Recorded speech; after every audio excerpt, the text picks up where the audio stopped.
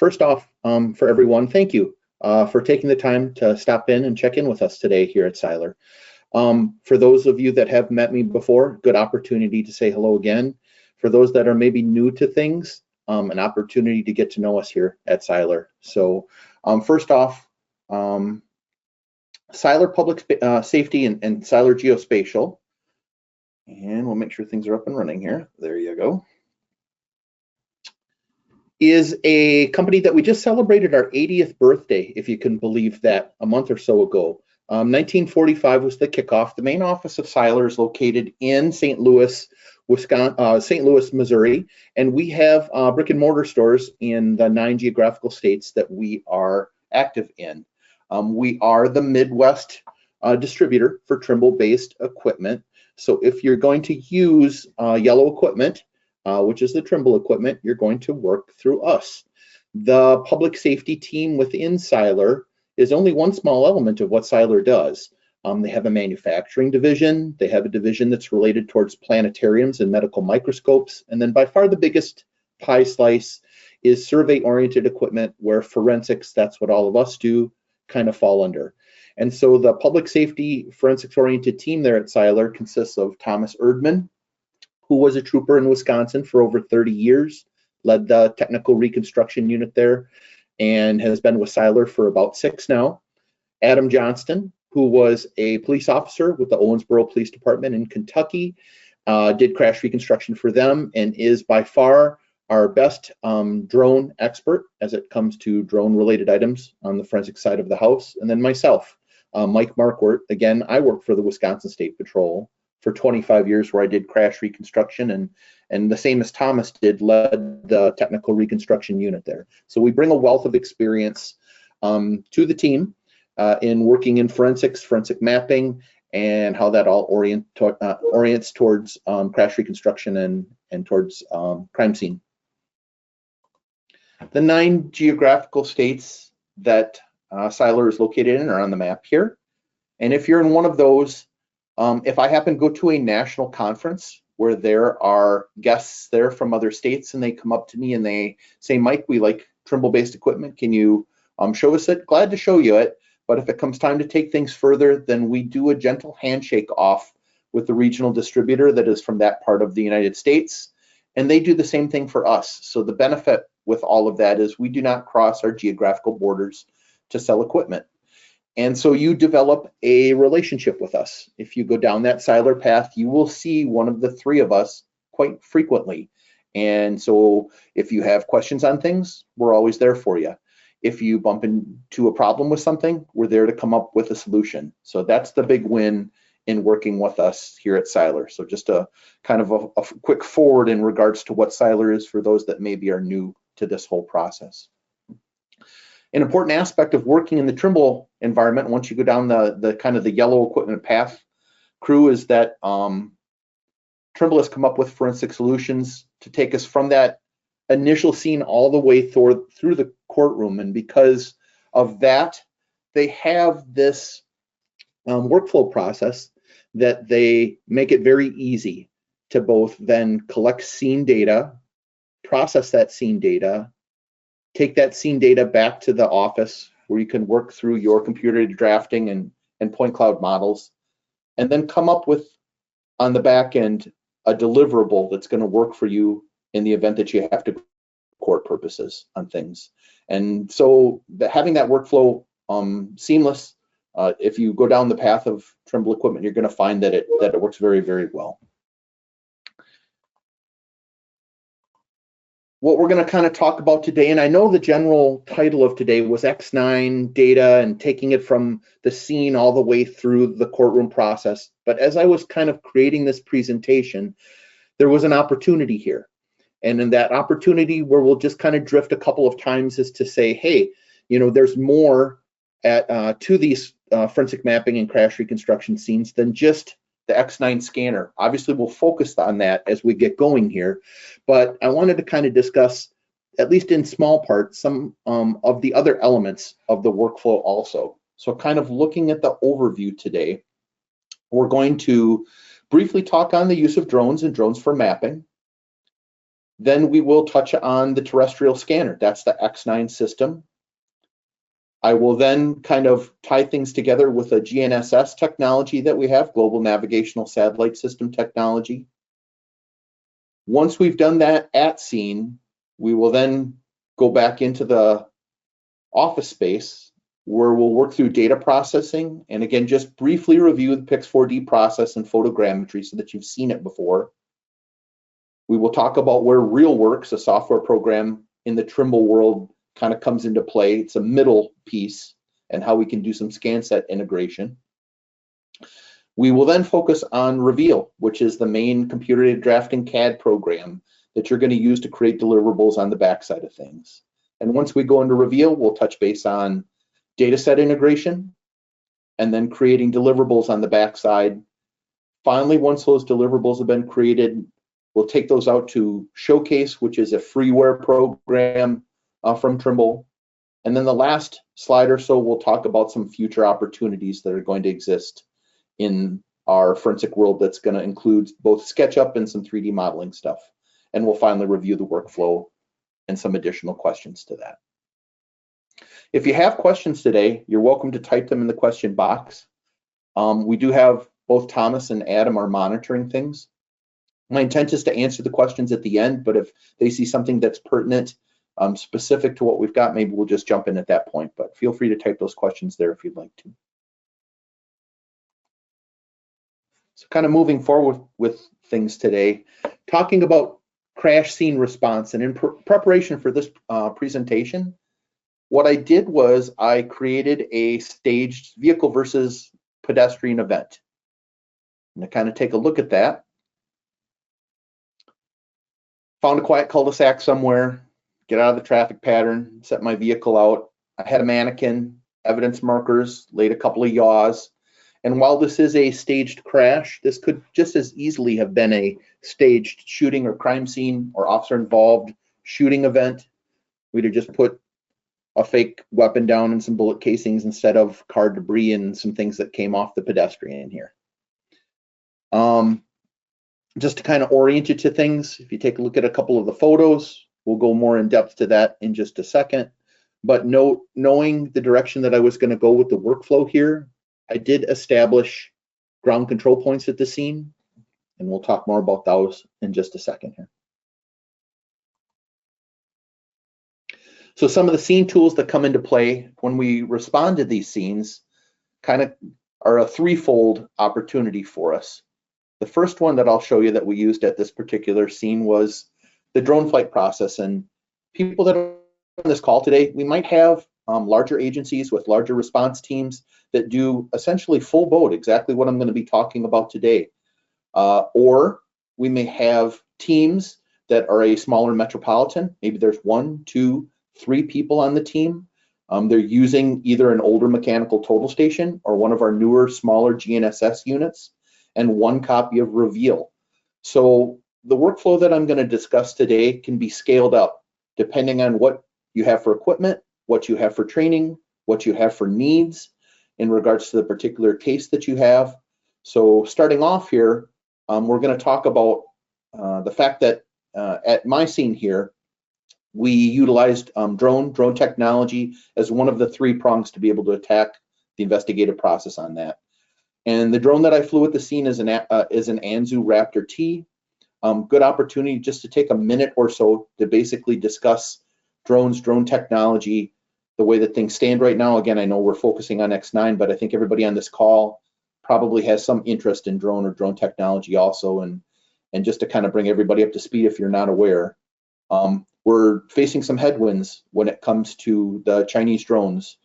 DJI probably had 90% plus of the market in regards to drone technology out there, and we all liked that product very, very well. It had a very good ease of use.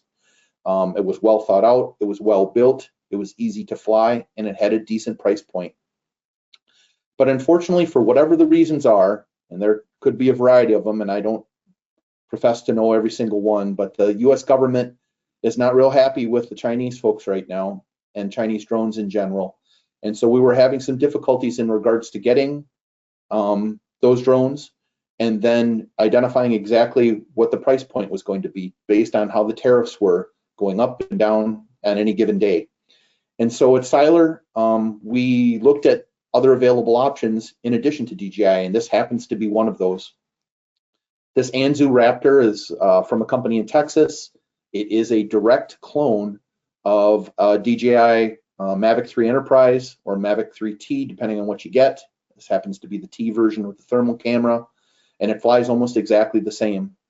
It is not considered a Chinese drone, and because of that, lots of law enforcement agencies are able to accept that. Maybe yours is one of those that has resistance in regards to the Chinese drone considerations. And so we offer a variety of other options besides DJI out there in the drone path, just to mention that. Another piece of equipment that I'm going to be using at the scene is GNSS technology, that global navigational satellite system, through what is called the QRS, Quick Response Solution. That's kind of a marketing name for it. What most people refer to it as is the DA2. The DA2 is the actual antenna that's on top of the staff there.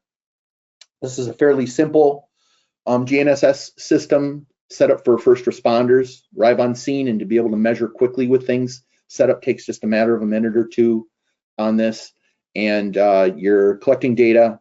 In many cases, you can collect several hundred points in just a matter of about 30 or 40 minutes with this. Down the DA2 path, you get a kit. This is the, I'll call it the Generation 1 kit, and you'll see the Generation 2 in just a second here, which includes the staff. This is an older TDC 600 data collector. We have a new TDC 6 that's out. And this whole kit is about $3,000 to $3,500, depending on the peripherals that you have on this version of it too. When I was talking to some of the state guys in Iowa the other day and looking and seeing what they carry inside of their vehicles for equipment, in a traditional Explorer police interceptor, there is no room anymore. And I think every one of us that's on this webinar would probably agree with the fact that it seems like police officers are only carrying more and more equipment. And so having something in a compact version was important. This is small enough that it would go into saddlebag setup for motor officers with a 5-piece collapsible rod instead of the longer 2-meter pole and things. So that's the GNSS system that I used at the incident scene here. And then finally, the X9 scanner. And for those of you that are unaware, the X9 scanner, we used to have an X7 scanner and an X9 scanner. They were two separate hardware platforms. The X7 was a yellow color. The X9 is this gray color. But about a year ago, Trimble discontinued the production of the hardware related to the X7 because the X9, essentially hardware-wise, is the same. It's simply a software difference inside. And now you can get the X9 in either a core version, which has the usability of the X7 and the price point of the former X7, or in the perpetual, or excuse me, in the, what am I trying to say there? In the, I'll say more advanced version, which is the full X9 usability, which includes faster scan times, higher point collection, and several other nice features. I use an X9 here for this one. And so kind of reviewing what I did at the scene here for data collection for this, I put the Anzu up, I ran a double grid pattern. We took a couple of hundred photos with it. Knowing that I was going to go down this workflow, I set ground control points. And if you look at the middle photo here, you'll see that those, you can purchase ground control points. You can have those made by your local sign shop, or I chalked out ground control points here, 6 individual ones. GCPs are the abbreviation. And today, if you're kind of new to this world, you hear lots of abbreviations and file types. I'll try to keep that to a minimum for you. But ground control point GCPs is a common terminology used to be able to mark those. When I fly the drone, you can see those obviously in the photos. And then while I'm still at the scene, utilizing the GNSS technology that I had, the DA2, I set the DA2 up and I measured those ground control points. So we actually know where those points are lat-long wise in the world coordinate system. The process of setting up the DA2 to be able to do this at a drone flight scene is 3 control points to set it up, 2 additional points you can see on a tape measure there to put a tape measure check in this. So you've got a known distance within your diagram. Measuring the 6 ground control points and then a checkpoint at the end. That's 12 points. And with a little bit of practice, you can do that in a matter of 5 or 6 minutes. It takes practically no time to be able to grab those actual physical measurements from the scene. Now, while you're there, and what I did for this scenario is I used the GNSS piece of equipment and I measured some additional evidence that was at the scene, the curve of the cul-de-sac, the profile of the outside of my pickup truck, tire mark evidence, and a couple of the physical evidence points since I was there, because we're going to do a data set merge and reveal later on, and I wanted to have a little bit of that so that you could see that process. And then finally, I ran the X9 scanner at the scene. I took a total of 8 scans at the scene. And anybody that's gone through to kind of talk about some of the important workflow aspects of the scanner, since that's what we really want to focus on in regards to this presentation, they know that when I've delivered a scanner and taught them it, I have what I jokingly call mic mantras. And mic mantras are things that I say multiple times during the training day to try to get things to stick. And an example might be mic mantra number 1 is make sure that the scanner is on the ground whenever possible when you're unpacking things or packing things, because it can't fall on the ground if it's already on the ground, because we've had some incidents where the scanner bag was open and people drop the scanner on the ground. That's where you can have some damage related to it. So if it's a clean, fairly dry scene and you can put the bag on the ground, keep it there. Another good example of Mike's mantra, and an important one on a workflow when it comes to scanning at a scene, is before you leave the scene, you need a 100% registered scan set, 100%. And you can do that in the tablet before you leave the scene. That's the power of the current scanning technology, is being able to see your scans, your full scan set, and making sure that you're 100% registered before you leave. In the event that you leave and you don't have a 100% registered scan set, you may be able to do that later. But if you didn't collect enough data, you may not be able to. For those folks that are not familiar with scanning, what I'm talking about when I say a registered scan set is each scan location where the scanner runs collects millions of points, creating what essentially is a point cloud, a 3D model of what that scanner could see. Each of those point clouds from those scanner locations, consider it like a jigsaw puzzle piece. And you need to put the jigsaw puzzle pieces together before you leave to make one giant point cloud of all of the scan locations. And the software that's in the tablet that runs the scanner essentially does that in an automated mode vast majority of the time. But there are a few times where it spoofs or where there has a little bit of difficulty, and you may have to fix that. So before you leave the scene, make sure that you have a 100% registered scan set. Also talking about the X9, for those of you that have not seen a white paper that we did at Seiler, about 4 months or so ago, that talks about how that X9 system is so inherently useful for inclement weather type scenes.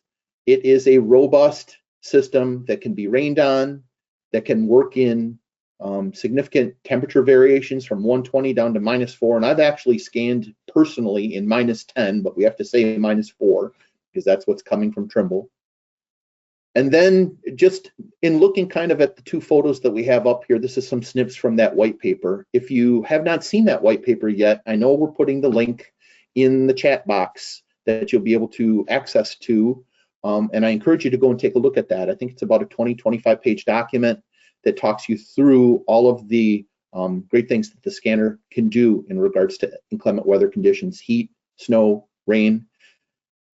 Definitely can scan in the rain, and I can say that because the silver pickup truck there is my pickup truck, and that happens to be a parking lot at the in Des Moines at the State Fairgrounds there. And while that picture is, trust me, is not giving it justice in regards to how much rain was coming down at that time. Some unique things though, an opportunity here to basically talk about a couple of unusual workflow items. If you do get a situation where you need to scan in the rain, some important tips and tricks for you. I had a roll of paper towels with me. And if you look at the scanner in and of itself, for those that have them, the iridium lens that hides the mirror underneath it protects it, where the mirror rotates. There's a gap, air gap, about 1 inch between where that lens is and where the base of the scanner is in the center of the scanner, where the laser comes up. And what can happen as the rain can pool on that spot, especially if the scanner's not in use and it's not rotating and spinning, to throw that off. So if you're kind of between scans, what I would encourage you to do is take a roll of paper towels, take a paper towel, twist it into a tube, slide it into there and remove any droplets of water that are in there that gather, because those can reflect the laser as it comes up and present an error. So the 9 scans that I did in the pouring rain here, I did that between each of them, and I had no errors and no registration problems throughout the process. Last thing I'll talk about inclement weather related to scanning, at least in my rain one there, the tonneau cover on the back pulled quite a bit of water. So you're going to come up with some unique ways of solving problems when you're kind of working in some rough weather conditions. And so I was wet anyway, wiping off the tonneau as best I can, because that created a better reflective surface for the laser scanner in that. So just kind of a few tips and techniques in regards to that. When it comes to cold weather conditions, obviously anything tries to keep a normal operating temperature inside, and so it tends to use battery more frequently. If you don't have an inverter inside of your patrol vehicles, like I used to have working for the state patrol, the 400-watt power inverter that runs off your 12-volt AC plug in your vehicle costs $35 or $40 at a local truck stop or off of Amazon. Get one of those, keep it in your go bag. It will charge all of the battery chargers and systems that are in the Trimble environment. So simple 400-watt inverter for $35 is a good item to go pick up. So we've gone to our scene now. We've collected our scene data. I've flown my drone and taken my pictures. I've scanned my scans. I've run my GNSS data, collected my ground control points. I've cleared the scene, and I've gone back to the office now, where I'm going to sit down and utilize the office tools that are available to us. Those software programs that are there to support us, and for those that are brand new to the Trimble world, I'll just kind of talk through things. Think of it like a continuum or a line. And on one end of the continuum is scene collection data software. That's the capture software that's built into the data collectors of the tablet that you're using at the scene. So capture collects your data, and then what we would do is we would export that data into a variety of other software programs where we would process it. Those software programs include, in the middle piece that a lot of times we're able to just kind of jump over top of, but it exists, is called RealWorks. If you've got a scanner, or if you're going to start to work in point cloud data, maybe using Pix4D Mapper by flying your drone, and you're working with those point clouds, you're probably going to want to have RealWorks, because there's a few particular circumstances that I'll mention when you may want to use it. And then the final software program where we do most of, it's our heavy lifting program, where we do most of our CAD work, is going to be in Reveal. And then finally, I'll talk about Showcase at the end, which is a small freeware program. So a super high level overview, first off, of Pix4D, the drone flight that I did and what you can get out of that. Just because I did it, I know we're focusing on scanner here, but I'll purely mention this because, again, this whole process, like I've mentioned, is scalable. If you've got a 15-person recon unit spread across the state and you've got many pieces of equipment, you may be doing every single one of the steps that I'm talking about here today. But if you're a 3-person shop or a 1 or a 2-person shop, you've got a small GNSS unit, maybe a new DA2, and you're running Reveal 1 software license, then maybe you're only going to do a portion of this. But the next typical logical process that we see with people, if they are that 1, 2, or 3-person shop, is to start flying drones, because they probably have drones in-house at their department where they're using them for something else. Search and rescue is very common, or maybe the SWAT guys are using them for observational purposes, or your detectives are using it on a surveillance type missions. The next logical step is you're going to probably be using a drone at your crash scenes or your crime scenes to be able to take nice photos. And then the next hurdle that people tend to come into is, can I process those photos into point cloud data? And you do that through a software program. Probably 90% of the agencies out there are using Pix4D at some level. either Pix4D Mapper, which is the older version, or Pix4D Matic, which is the newer version. Both are very good softwares. Maybe 10% of the market is held by some other software, but this is probably 90% of it. And so just to kind of familiarize those smaller organizations of people that maybe are on the webinar today, what is Pix4D? What do you do with it? I'll just go through with 1 or 2 slides here to kind of just discuss that. Super high level overview. So essentially, I will have downloaded my photos out of my drone. I would have imported them, taken maybe a couple hundred photos at the scene, imported them into the Pix4D software. I would have used my GNSS unit at the incident scene to physically measure my ground control points like I talked about.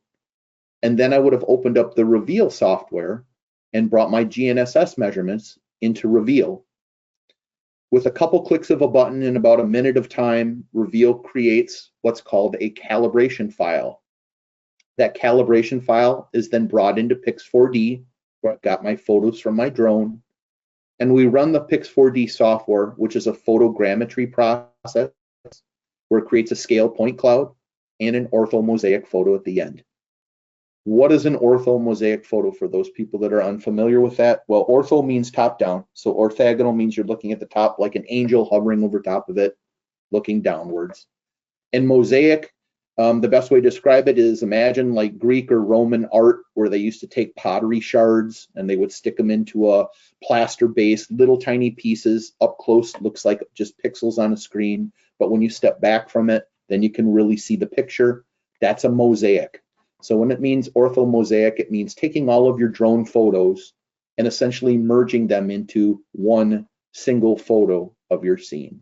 So that comes out of Pix4D, along with point cloud data. Here's an example of photos that I pulled out of my drone. Nothing special there.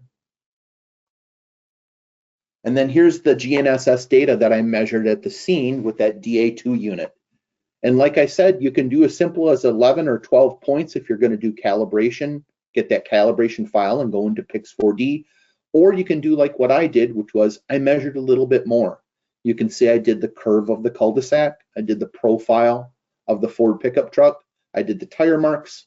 And then I also measured some of the physical evidence at the scene. And for those that are unfamiliar with it, where you see those numbered tags, the gray tags, 1, 2, 3, 60, 61, 62, that's where I took a picture with my data collector of what that was as a memory prompter, a reminder. And then where you see the yellow tags, 8, 9, and 10, that's where I took a picture and I went into the annotation capabilities of the data collector and I free typed in. So those were evidence pieces. I happen to know that number 8, which is kind of high in the center there, was the baseball cap that I had set out. The control points, the 6 that I did at the scene are 60, 61, 62, and up to 65. That data was imported again into Reveal here, the Reveal software that you see, and we go through a simple process of creating a calibration file out of that. What's the data look like in Pix4D when we've crunched it after having calibrated it and then created the point cloud data? Here's an example of it right here for me. And the reason I just bring this up is remember, drones are flying overhead. I know we try to put a little bit of angle on some of our photos when we can, but they do things from above very well. You can see the top of the pickup truck in particular here, whereas terrestrial scanners get things from the side real well. So it's kind of a combination of those two on this. So this is what a Pix4D project would look like. Here it is brought into Reveal. You go through kind of a file conversion process with a different extension to bring it into Reveal, but just remember it's kind of a synergistic process that the workflow has been worked through by Trimble, and that process is fairly easy. So you can see what Pix4D point cloud data looks like when it's brought into Reveal, just to give you an example of it. Let's focus on then kind of the nuts and bolts of things today, which we've got which is the X9 scanner data that we've got at the scene. So we ran the scanner around that staged crash that I had and took a total of 8 locations. I may have said 9 before, I think it's 8. And I wanted to show you what that kind of middle software program looks like first. For the most part, you would be able to scan at your scene, again, using Capture and a tablet software called Perspective. And you would be able to take that file and go directly into Reveal on the back end to do our computer-aided drafting.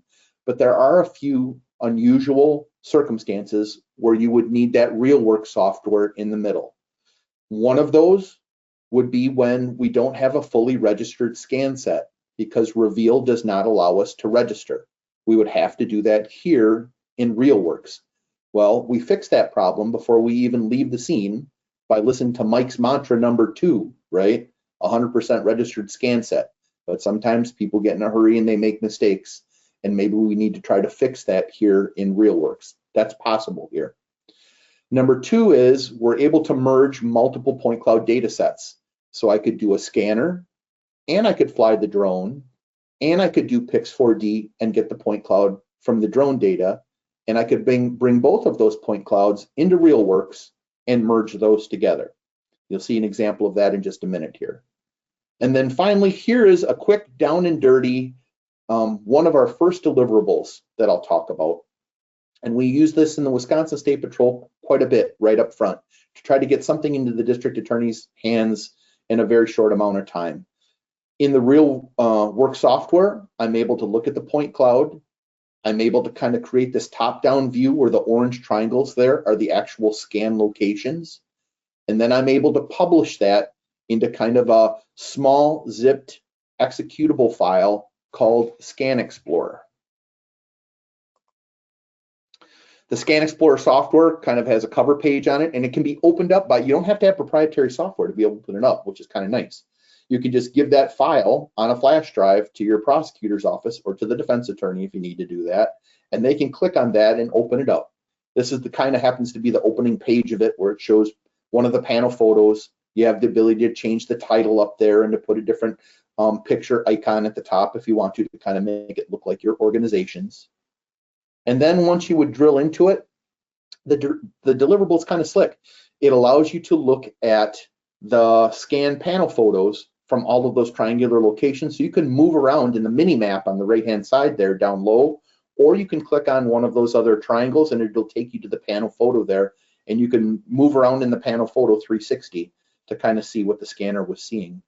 In addition, you can put some comments in there. You could take additional measurements, physical measurements that are inside of there. It's not the full point cloud, it's the panel photos, but it is a nice, quick, down and dirty deliverable that you can get out the door really quick to kind of give somebody an orientation in regards to what your scene looked like. So that's number 1 on our list for deliverables.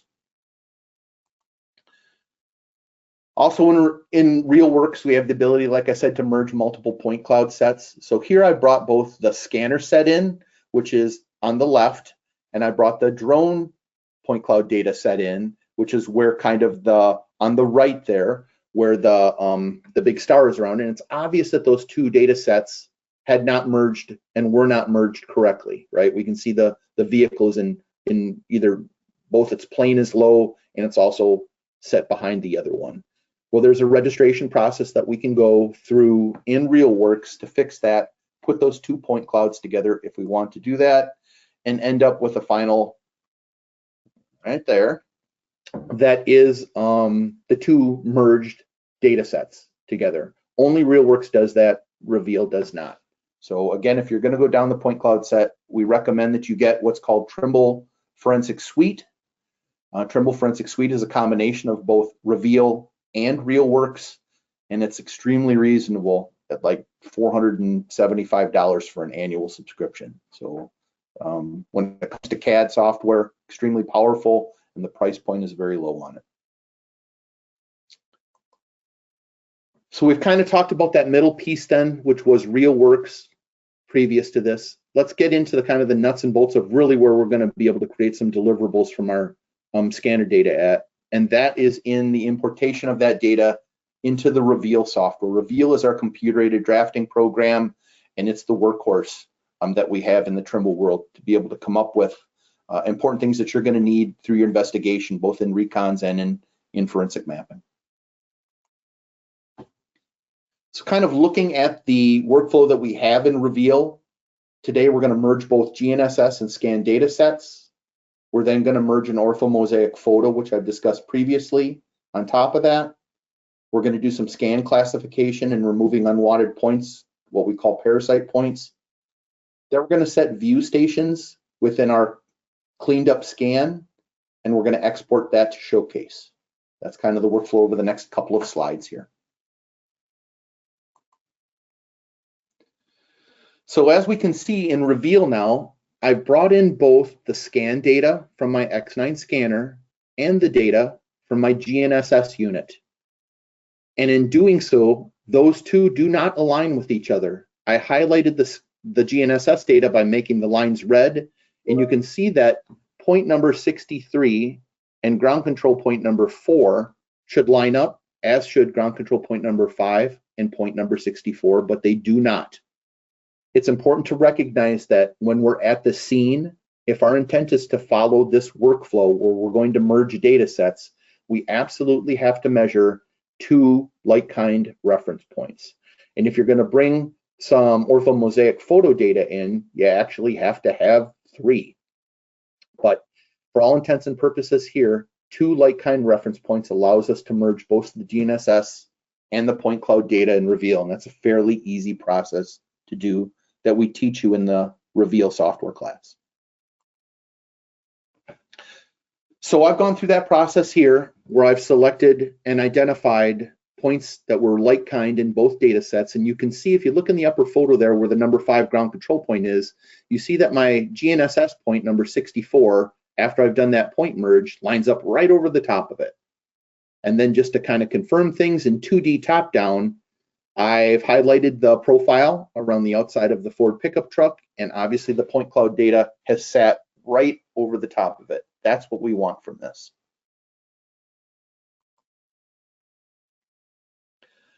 Just another quick example. Remember, the Reveal CAD software, guys, is always thinking in 3 dimensions. So it allows for some 3D modeling inside of it. And here I switched over to 3D to look at the point cloud, just to show you, look at the tire mark evidence that we have. So we've got the scan data that's come in, which is, it's picking up the white chalk that I've put where the tire marks were at. You can see the physically measured points in the GNSS data in the tire mark that's closest to me.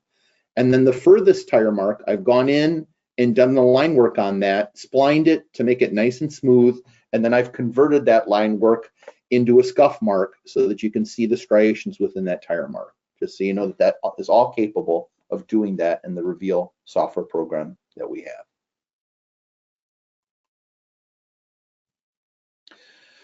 So we've merged our 2 data sets, and now we're going to bring in our orthomosaic photo that came from PICS. So the 2 figures that I have here, high on the left is without the orthomosaic photo, and you'll see what the ortho photo brings to things is really a nice fill-in when you kind of set it on a plane at a Z or elevational value slightly below your point cloud data. So notice, like, especially off in the vegetated area around the outside of the cul-de-sac, not much. When I bring that ortho photo in, that really pops, doesn't it? It's important to remember, though, that the ortho photo is in 2 dimensions, and you don't want to do some reconstruction stuff off of an ortho photo, because the difference between straight line distance in 2 dimensions and what really is the true distance, slope distance that we would get from point cloud data, if you've got some significant elevational change at your incident scene, could be great. So I've seen people trying to take measurements and angles off of an ortho photo before for recon purposes. Don't do that. That would be bad.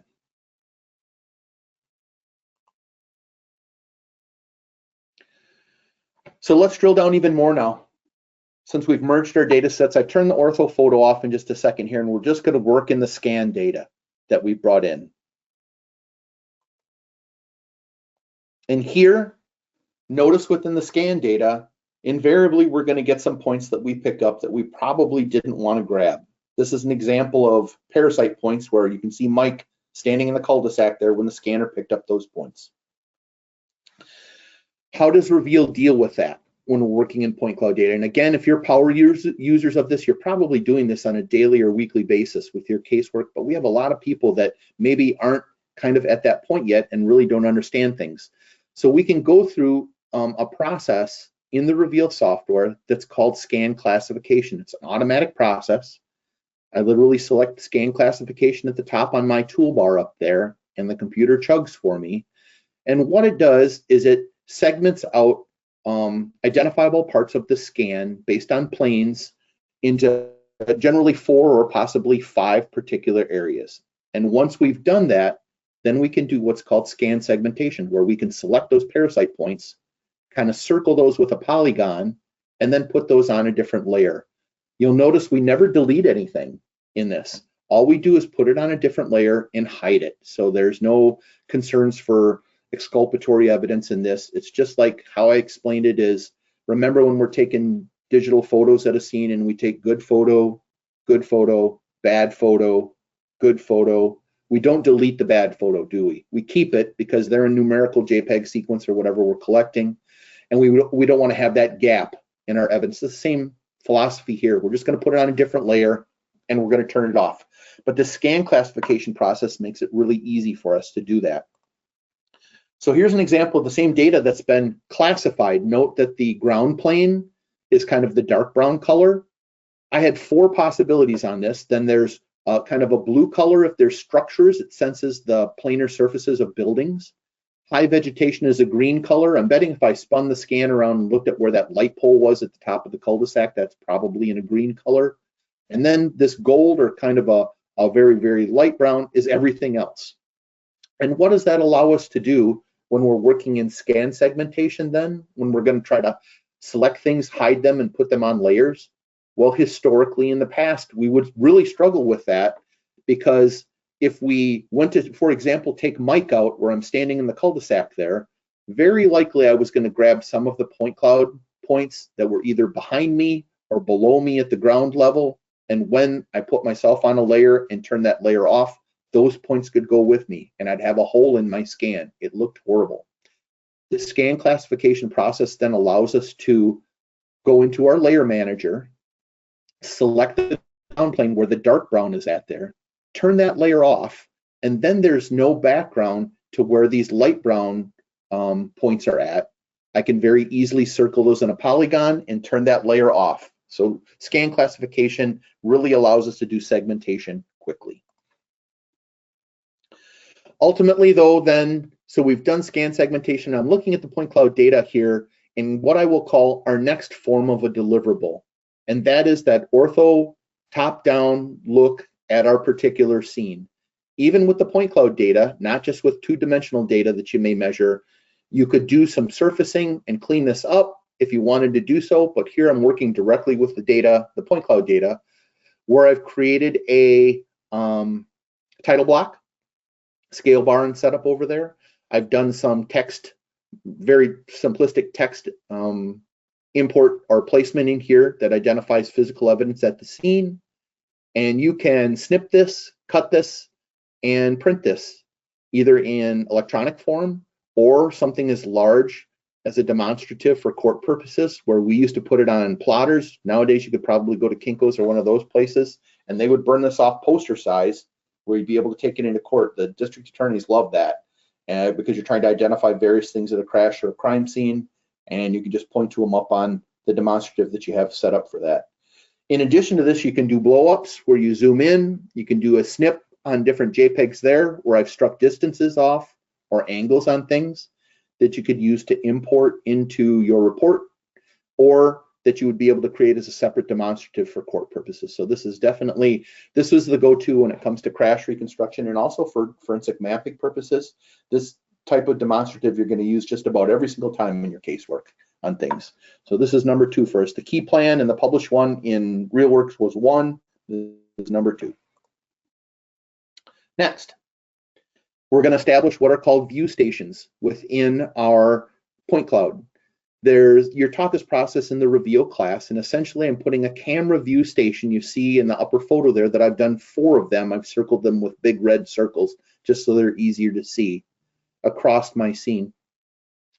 And once I put those view stations in, I drill into what the camera view is those, and that in the lower right there happens to be the camera view of the number 6 view station. Once I have the view stations, and you can put as many view stations in as you want to. You could put a dozen of them in if you wanted to, or dozens. Once I've done that and I've got those camera views in the directions that I want on things, I do an export process in Reveal where I convert the file to a showcase file. Showcase is a simple freeware program that's available through the Trimble website to all users. You don't have to have a license for it. You don't need a super beefy Alienware gaming laptop computer to be able to run it on. It'll even run on the district attorney's little laptops that they have. It doesn't have to be a big Reconstruction one. And the location to be able to go and download Showcase is here. I helped a fellow from Davenport Police Department get it just the other day, so I know the links are all active. And once you have Showcase down on your computer, you need to then navigate, once you open Showcase, to where that Showcase exported file is from Reveal. And give you kind of an example of what Showcase does. Showcase for a deliverable is court presentable.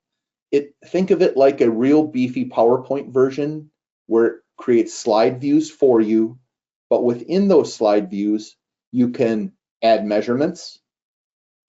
You could, if in a motion hearing prior to a trial date, defense was very upset because you see the body and everything and they don't want the body up there for 45 minutes or an hour while you're presenting, you can do a redaction box around the outside of it and remove the body if you want to do so. You can add video snips and PDF documents. So if you've got a NIBIN from some bullet casings here, a NIBIN report, you can put a little ID marker there. And then as you're talking about this particular slide and what you saw at the scene, you can click on where that marker is and the NIBIN report as a PDF comes up.